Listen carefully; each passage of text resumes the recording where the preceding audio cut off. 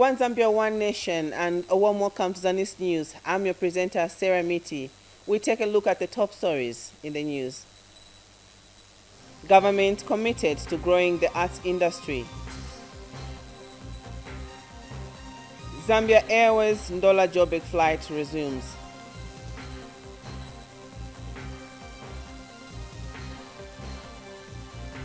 Ministry of Health dispels myths about male circumcision. And Copper Queens qualified to Hollywood Bets Kosafa Championship. ZANIS News in detail. President Hakainde Hichilema says the Jiangxing Multi-Facility Economic Zone (MFEZ) should not only cater for big companies but also allow small-scale enterprises (SMEs) venture into processing. President Hichilema says the SMEs should be allocated space to carry out their businesses at the MFEZ. Speaking when he commissioned the operationalization of the MFEZ, the head of state encouraged investors to take advantage of the agricultural prospects and venture into agro-processing and manufacture of agricultural equipment to encourage mechanization and irrigation. Chipekile Nkunika has more in the following report. President Hakainde Hichilema has commissioned the Jiangxi Multi-Facility Economic Zone in Chiwombo District, Central Province. The $1 million facility is the first of its kind in Central Province. The president has given a directive that small-scale enterprises should also be allocated space to venture into processing. The wheat produced here, the maize we produce, the cotton we produce, groundnuts, soybeans, we want the value addition companies to locate here in this economic zone. The tomatoes grown around here by our women, some of them widows, by our youth. David Governor, Your Excellency, companies here. I want to see tomato sauce manufacturers located in this economic zone. Drying facilities here, so that there is a clear market for our small-scale producers, our mothers, medium-scale producers. But this location must have space, Jiangxi colleagues, for small businesses. Minister of Commerce, Trade and Industry, Chipoka Mulenga, says the investments are a result of President Hakainde Hichilema's state visit to China.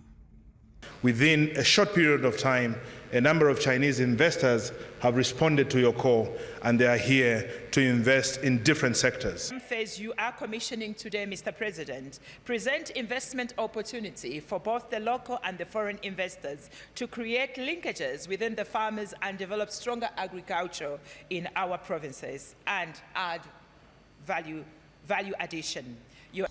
Chinese ambassador to Zambia, Du Xiaohui, says a delegation of investors will visit the defunct China Mulungushi textiles to discuss possibilities of revitalizing it. And tomorrow, the delegation will visit Mulungushi textiles to discuss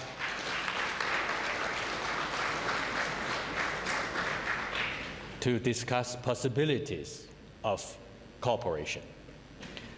This demonstrated the strong determination, dedication, and high efficiency of the Chinese side when it comes to implementing the consensus between the two presidents together with our Zambian partners. Chupekile Nkunika for ZANIS in Chiwombo District, Central Province. President Hakainde Hichilema says government will continue to provide equal opportunities to the arts, creative industry and associate sectors to grow. President Hichilema said this is the reason government has in the past 2 years increased the budgetary allocation to the arts and sports sectors because they are all important in talent growth and job creation. The head of state noted that government support to the arts sector can also be seen through the provision of a social security scheme to boost their business through the removal of duty for film and music equipment in the 2024 national budget. He was speaking at State House when Grammy Award-winning American artist Sheffer Smith popularly known as Neo, paid a courtesy call on him. Ministry of Sports and Arts Permanent Secretary in charge of Arts, Chama Fumba, says the ministry has embarked on investment partnerships with Stanbic Bank to create business opportunities for the local artists in order for them to grow their career. Neo, who is in the country to perform at the two-day Stanbic Music Festival, says he will use his 20-year experience to help Zambian artists. Meanwhile, Stanbic Chief Executive Officer Muindwa Siakalema explained that the aim of the bank is to elevate the standard of local music and to grow tourism in Zambia. Government understands the importance of the business that arises from talent, arises from music, from sports and the arts, so to say. And we will support it, and we're glad to hear the levels of employment that have been generated. Yes, Mpali. Where is the Mpali guy? Where are you? Hello? Hello, we appreciate that. And you have our support and other artists that are employing people. This is important to us. Jobs, opportunity, very important. We will work with you, Stanbic. We will work with other partners, Zanaco, ZRI, NAPSA, other cooperating partners in supporting talent development, for entertainment, for unity, for business. So let's develop specific areas of engagement, interaction between ourselves and those that support this space, such as Stanbic and those I've mentioned. I think in a structured way, we will get more value, and we will know where we are lacking and where we need to fill in the gaps to support our colleagues, local, regional, and international, as Neo is visiting us. We've partnered with Stanbic in the development of arts, but also the business side of art. We changed the narrative from asking for empowerment, but for investment in the sector. So we partnered with Stanbic in the capacity building program, where we invite our artists from different sectors where they are trained in financial literacy, but also the business side of the art. Yes, thank you. Just thank you for allowing me to be here doing what it is that I love to do. I want to thank the other artists that are here just for allowing me to share some of the knowledge that I've acquired over the 20 years that I've been doing this. It is an investment from our side to basically make sure that we bring in an anchor or a lead artist with international experience where the local artists can also learn from. Vice President Mtalina Lumango has urged engineers in the country to ensure that they build resilient infrastructure that will stand natural disasters and other effects of climate change. Mrs. Nalumango said Zambia, just like many other countries, continues to experience the effects of climate change, and that building resilient structures will help to reduce the impact of disasters, including loss of infrastructure. In a speech read for her by Minister of Lands and Natural Resources, Elijah Muchima, during the commemoration of the International Day for Disaster Risk Reduction, the Vice President highlighted the importance of protecting the weak and vulnerable in society in the wake of disasters. Mrs. Nalumango said even though disasters do not discriminate, vulnerable groups in society such as women, children, the disabled and the elderly suffer the most from the effects. And speaking at the same event, United Nations Country Resident Coordinator Beatrice Mutali said the International Day for Disaster Risk Reduction provides an opportunity to reflect on the works being done and measures to apply in reducing disaster risks and its effects, including loss of lives, livelihoods, and health.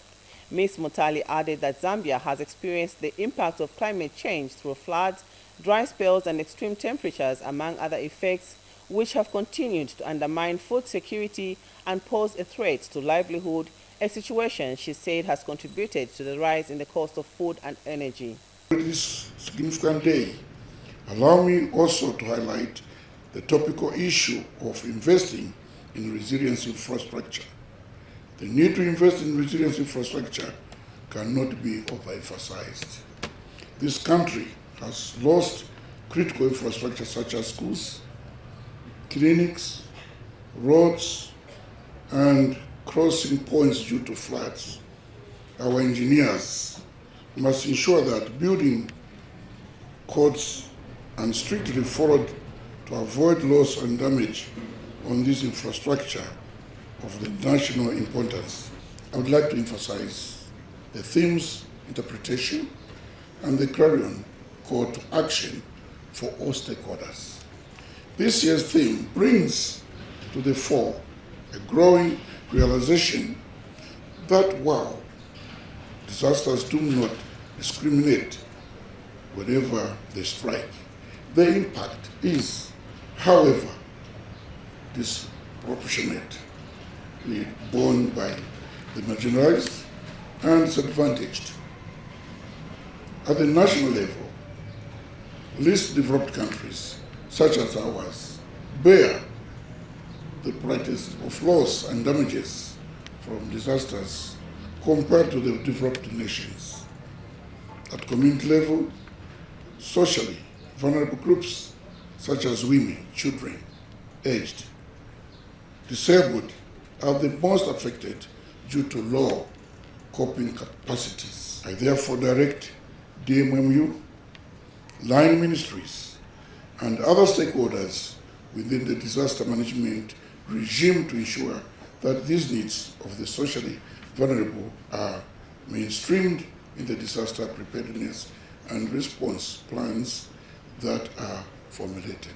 This day provides us yet another opportunity to acknowledge the progress being made as we look at the work ahead that we need to do towards reducing disaster risk and losses in lives, livelihoods, and health in line with the Sendai Framework for Disaster Risk Reduction 2015 to 2030.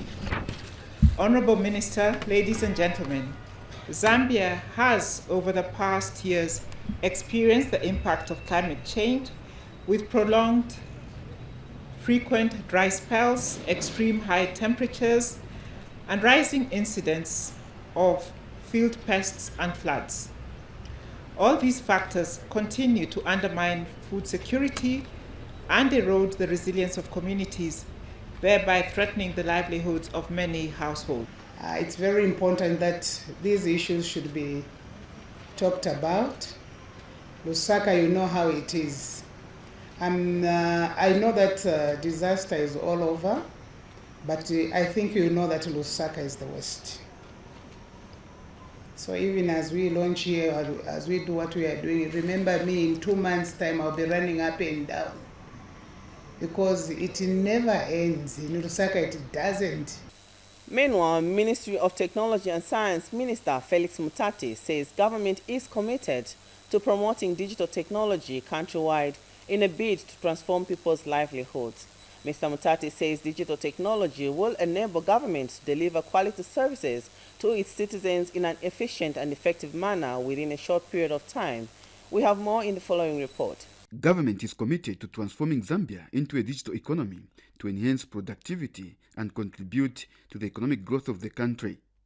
For this reason, the Ministry of Technology and Science has launched 3 digital technology documents in order to serve consumers diligently. Minister of Technology and Science Felix Mutati was on hand to officially launch the National ICT Policy 2023 National Digital Transformation Strategy and the Ministry's 2022-2026 Strategic Plan.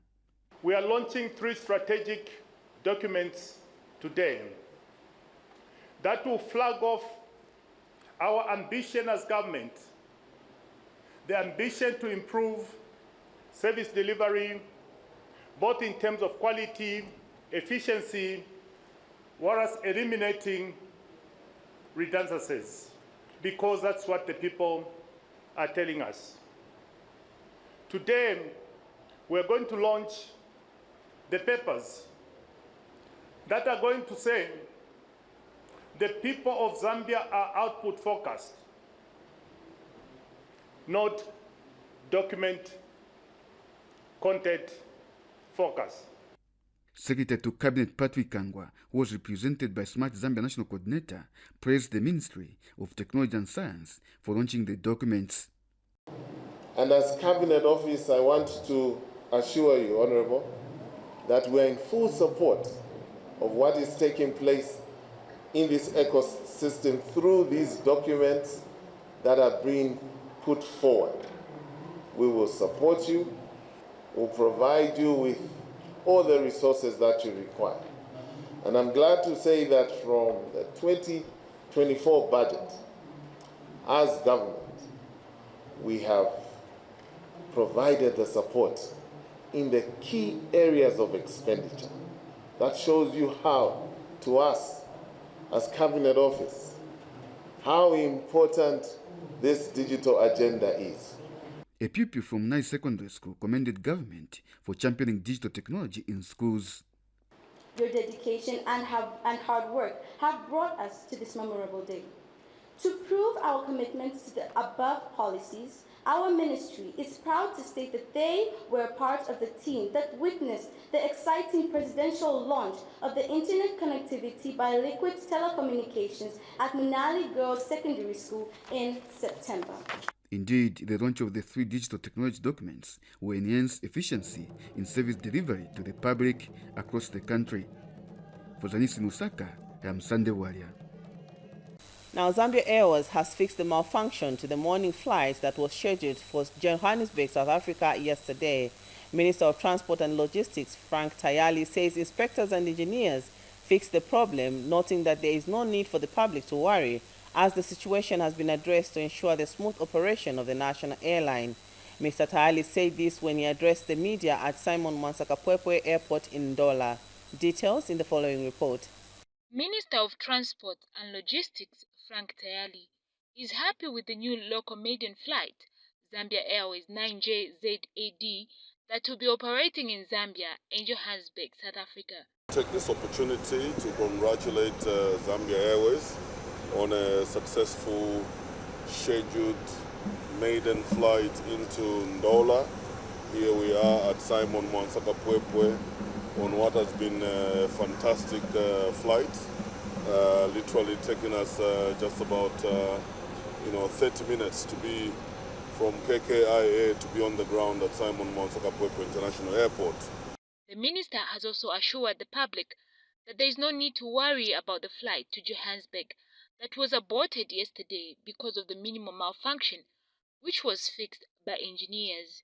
In the morning, as you may have heard, we did have an aborted flight to Johannesburg, and that was not anything that should have brought concern to members of the public. We, at the Ministry of Transport and Logistics, in collaboration with obviously our Department of Civil Aviation Authority, put safety first, and that we needed to check all parameters. There appeared to be something that could have been showing a potential sign of malfunction, which we needed to cross-check, and that a team of inspectors and engineers were able to clear that.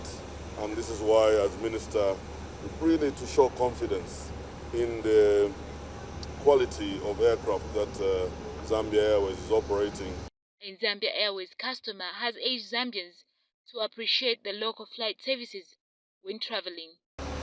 Local is slacker. Let people fly Zambia Airways. We make Zambia Airways a success.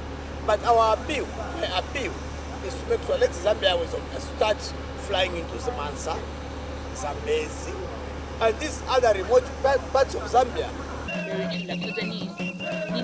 Still in business news, Shoma District Chamber of Commerce President Evans Chisenga has proposed a 6-month fuel price review as opposed to the monthly reviews currently being implemented. Mr. Chisenga says the monthly fuel price reviews are not sustainable as they inhibit planning for a number of economic activities, thereby affecting the growth of the country's economy. Kostak Mudenda has more in the following report. The energy sector remains a key driver of the country's economy. However, the current monthly fuel pump price reviews by the Energy Regulation Board are a source of concern to many. Right now, the monthly planning is so confusing because we're unable to give long-time quotations to our customers, so to say. A customer wants to book my trucks for 6 months, so it's so difficult for me to give a proper quotation because I don't know in the next 6 months whether fuel will be at the same price or it will go up or it will come down. We're paying so much on on transport. The transport cost when we are making the orders or when we are trying to send other things in outlying areas. Government is equally concerned. President Hakainde Hichilema has since tasked the newly appointed Energy Permanent Secretary Peter Mumba to devise strategies for resolving the monthly fuel pump price review. For the Choma Chamber of Commerce, this directive is timely. This monthly review of the pump price of fuel actually has affected all economic sectors of the country, in that it doesn't really, it brings about uncertainty, okay, in terms of prices of goods and services. Looking at what the president has given a directive to look into it, I think it's been long overdue. The business community is equally elated with this government move. We are happy with the new PS because he's coming in with a vast experience in the energy sector. So going forward, we are looking forward for the ERB together with the Ministry of Energy, I think, to be reviewing these prices maybe after 3 or 6 months. Our view is that 1 month is not enough period, okay, to review the pump price. Probably if we can talk about 6 months. Costa Kimudenda, ZANIS, in Joma District, Southern Province. We continue with the news, and Local Government and Rural Development Permanent Secretary for Technical Services, Nicholas Piri, is disappointed that the 65 lease agreements that the Lusaka City Council signed to allow a named Chinese developer to construct some structures in Lusaka's Kamwala trading area has not been fulfilled. Jane Simalumba has more in the following report. He has visited Lusaka's Lubama markets in Kamwala area.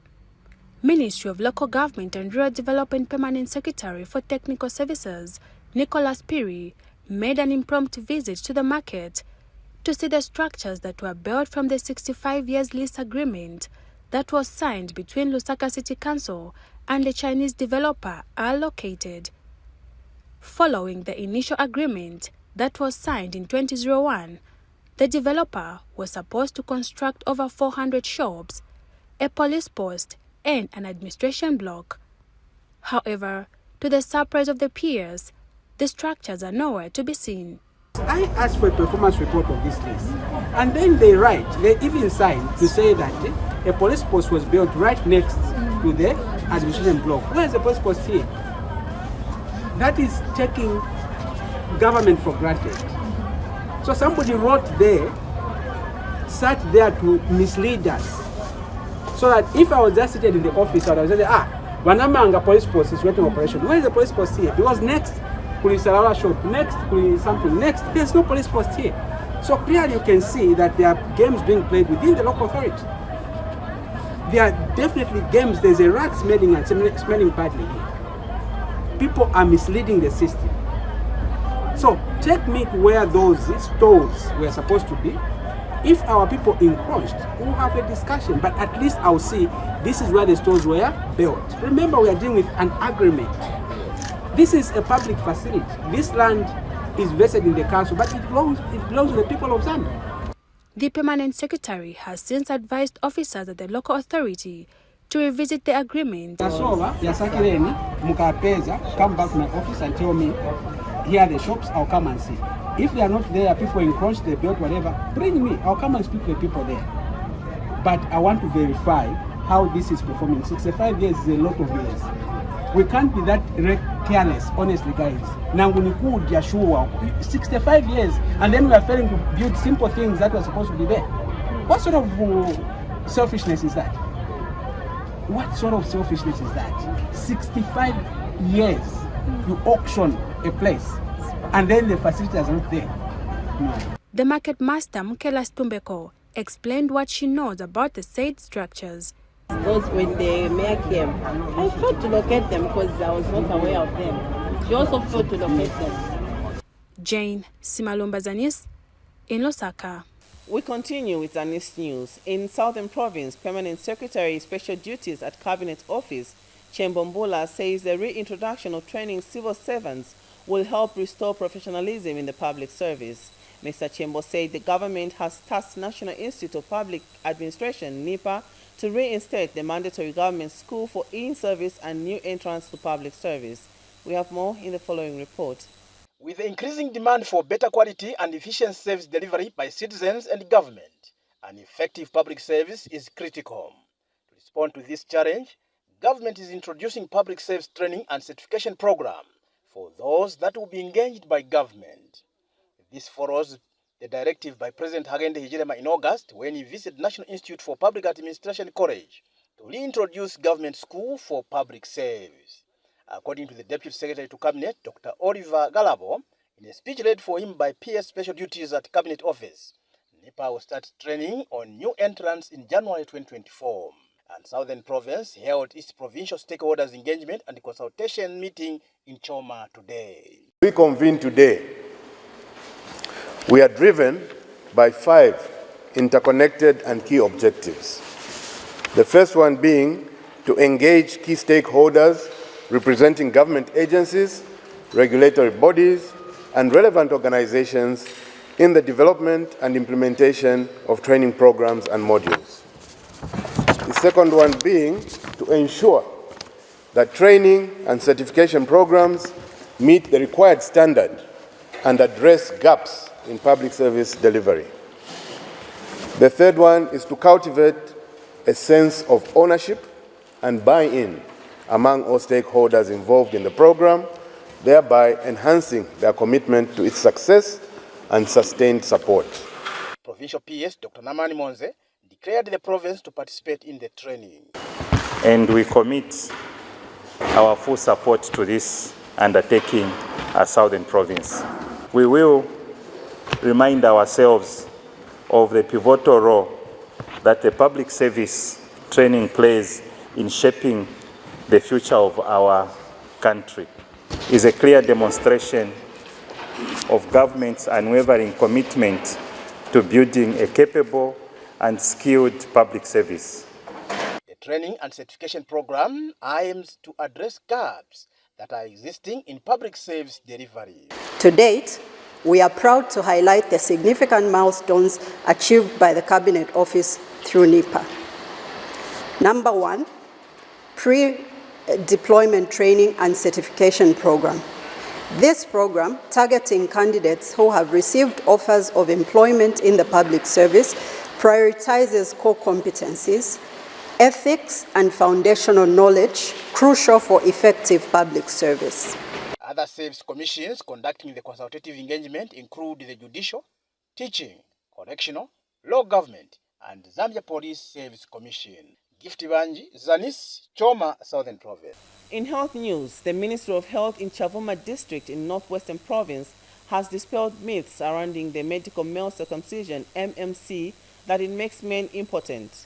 Responding to speculations making rounds in the district that MMC, especially when performed among boys and young men, will have negative effect on their reproductive health systems. We have more in the following report. There is an urgent need for the development of communications that directly address the misconceptions about voluntary medical male circumcision, as its benefits are not only substantial to protection against sexually transmitted infections and genital cancers in the male and their female sexual partners. We do ensure and try to sensitize the community on the importance of safe male circumcision practices, especially that can be done within the hospital. It's imperative to note that circumcision helps to reduce the transmission of HIV at least by 60%. Medications that we give, especially during male circumcision, are safe and they do not have any effect on some of these, the side effects that are attributed. I think they're just norms. For the past 2 months, almost every village in the district has been practicing traditional male circumcision, locally known as Mukanda initiation ceremony, but different sections of society have different views. The injections administered at the hospital have a negative effect on the boys once they reach 15 years. No wonder we love our Luvale practices, as these injections are killing our children.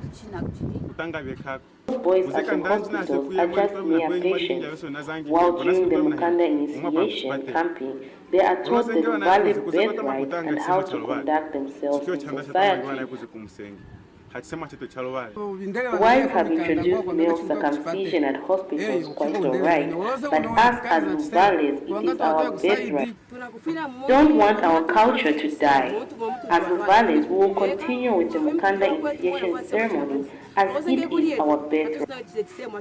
Meanwhile, the health authority in the area is relieved to see a slight increase in the rate at which people are seeking medical male circumcision this year. That the rate of the residents getting circumcised has increased in our district. I think about last year we had about 265 males that were circumcised, but at least this year we are also waiting for more people to come on board. Swin Bande reporting for ZANIS, Chavuma district in Northwestern Province. Now, some women in Kanyama constituency with children living with cerebral palsy have called for provision of special schools for children living with disabilities in the area. In an interview with ZANIS in Lusaka, Veronica Banda says her 16-year-old son, Daliso Banda, who is living with cerebral palsy, stopped going to school due to long distance and lack of transportation. Details in the following report. Parents and children living with cerebral palsy experience social isolation and lack of support from family and community members. For this reason, Archie Hinchcliffe is implementing the Zambia Enhanced Community-Based Response Program, ZCRIP, with support from Cheshire Homes Society Zambia. The project is aimed at empowering children with special needs with basic rehabilitation skills. The goal of the project is to improve lives of children with disabilities, including cerebral palsy, and their families. The whole idea is to also improve the lives of families, because if you improve the mother's life, the child's life is also improved. And the mother's lives and the family's lives are improved through capacity building. Virginia Mushoko, who lives in Kanyama Township, is one of the beneficiaries of the project. Through ZCRIP, we encourage ni pangono kusalema, ni kupunzisa, ni kumukaripira, parusalangiza tumukaripira. Aho choka zike babwa che batipe mpula batitana kuma meeting batipunzisa aho mwana wandipana bwambo chitira improvement so pali pano na kuzinyera analeka na kukamba but sivimbeka vinango. And Veronica Banda, a mother to Daliso Banda, who is living with cerebral palsy, has appealed to government to provide more schools for children living with disabilities in Kanyama constituency. Tukanga tinamutenga so paja kumunpapa nishino kuchira mumpapa ka kuyenda naye kushalomu almost kapana 2 kilometers hapa kumpeleka ku school, of which means I will not work. I will go to Shalom and wait for him until he knocks off, then I bring him back. So naona kutinga tinzachita hivyo ndisha aba bazifana bake bonse na bebe sibaza punzira kai ntawo itali parent azambo nkala pa nyumba palibu. Miles Kavingo for ZANIS in Lusaka. Rufunsa District Commissioner Richard Mabena has warned that anyone found doing illegal mining in the district will face the wrath of the law. Speaking when 2 trucks that were impounded loaded with copper ore were released and the copper ore forfeited to the state, Mr. Mabena said government will not allow illegal mining and anyone found doing so will be dealt with. He says it is unfortunate that a lot of companies are mining in the district without permission from the authorities. The 2 trucks loaded with 40 tons of copper ore destined for Kabwe in Central Province were impounded on 28th of September after it was found that the documents were showing that the company's mining area was Chongwe while they have been mining in Rufunsa for some time. We have witnessed 2 tippers offloading today. These suspected copper ore stones illegally mined in Rufunsa, which we impounded, and now we've forfeited the material so that the Minister of Mines, they can come and sample and see what kind of stones are these, so that we know we take proper measures. Rufunsa is no go area for illegal mining. We are going to work seriously to see that our minerals are safeguarded. We are not here for a job, we are there for work. That's the reason why today you've seen the offloading of the 2 tipper trucks which were impounded here at Lufunza police station. This is a warning to anybody who would want to come and do illegal mining in Lufunza. Preparations for this year's National Day of Prayer, Fasting and Repentance have reached an advanced stage in Northwestern Province.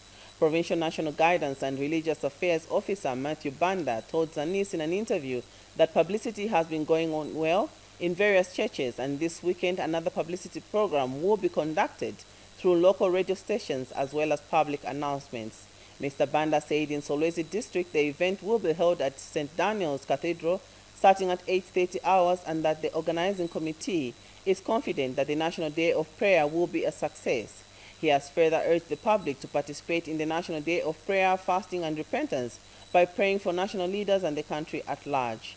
Meanwhile, Northwestern Pastors Fellowship Secretary General O'Brien Mayambu has urged the public to prioritize and attend the National Day of Prayer regardless of their political affiliation and denomination. Now, in sports news, the Zambia national women's team has qualified to the finals of the Hollywood Bets COSAFA Championship Cup after beating Zimbabwe by a 0-0 in an encounter that was played today. The Copper Queens, who began their COSAFA campaign with a goalless draw against Mozambique, have progressed to the finals and will be looking to defend their COSAFA Championship title. Audrey Kalenga monitored the game and now reports. A couple of group stage finishes in their last. The Copper Queens were in action this afternoon as they battled it out with Zimbabwe in the semi-finals of the COSAFA Cup Championship. The Florence Muila-led side, comprising relatively of young players, dominated play and created a lot of chances to score. A goal from striker Sarah Jerry in the 51st minute was enough for the Copper Queens to seal a comfortable lead against Mighty Warriors of Zimbabwe. The Copper Queens will be looking forward to defend their championship title when they face Malawi, who are one of the tournament's favorites, on Sunday in an encounter to be played at the Lucas Moripe Stadium. Speaking in a post-match interview, team coach Florence Muila has expressed happiness with the outcome of the game. To be an easy game. We knew that Zimbabwe were going to come in tough. They are an organized team. We watched how they played in their group stages. We knew that they would not give us an easy one, and we ran for it. But we still worked on our plan and to just destabilize their defense, because we know that they were solid in defense. So we needed to break the defense in order to create the lines of the spaces that they left for us. And yeah, we had to get a goal. Audrey Kalenga, ZANIS Sports, Lusaka. And finally in the news, Ministry of Youth, Sport and Arts Permanent Secretary in charge of sports, Kangwa Chileshe, says the vision of government is to make Zambia a sports powerhouse in the region. Chileshe says this can only be achieved through enhanced collaboration between the Ministry of Sports and sports federations and associations that make sports development possible. Speaking when he officiated at the Sports Federation's annual general meeting in Lusaka, Chileshe said Zambia cannot boast of renowned sportsmen and women such as Muzala Samukonga and other sports personalities without mentioning sports federations. He said the ministry wants to see professional basketball, boxing, and netball coaches, among others, who can be hired by other countries for their professional services. When you hear great names like the Zalas, when you hear great names of our wonderful athletes in different sports codes, the men and women in this room are the people who make that possible. First of all, we want to make mention that as a government, as a country, we appreciate them, recognize them, and the effort, the expertise that they bring to the fold to make Zambia great. A lot of times we don't celebrate them, and I implore you as media to get to know them. These are the stars that make the stars, and so we have a great vision as a government for them. And that sporting item brings us to the end of the news, but before we go, we take a look at the headlines once again.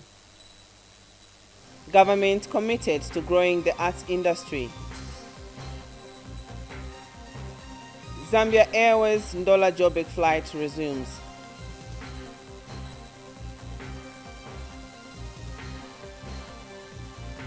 Ministry of Health dispels myths about male circumcision. And Copper Queens qualified to Hollywood Bets Kosafa Championship. And that is all we had for you on ZANIS News. Thank you so much for joining us. Have a good day.